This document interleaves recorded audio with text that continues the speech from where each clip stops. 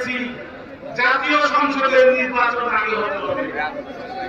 সংস্কার আমরা 2022 সালের জানুয়ারিতে সব রাজনৈতিক দলের সাথে যারা 17 বছর আন্দোলন সংগ্রাম করেছে সব রাজনৈতিক দলের সাথে যারা সংস্কারের দাবি করতেছে তারা কিন্তু এই পর্যন্ত সংস্কারের কোন দফা দেয় নাই, কোন কিছু দেয় নাই।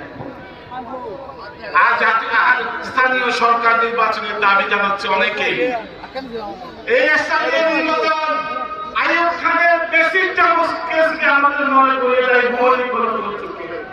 সেই সময় কাউন্সিলরের ভোট দিয়ে চেয়ারম্যান নির্বাচিত করত, প্রেসিডেন্ট নির্বাচিত করত।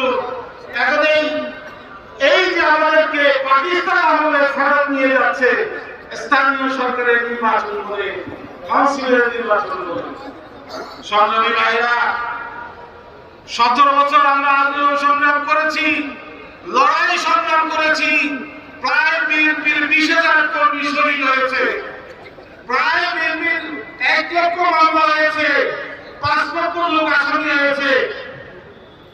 এই যে গত সংস্কারের জুলাই আগস্ট জুলাই সংস্কারের যে আন্দোলন, বৈষম্যবিরোধী আন্দোলন,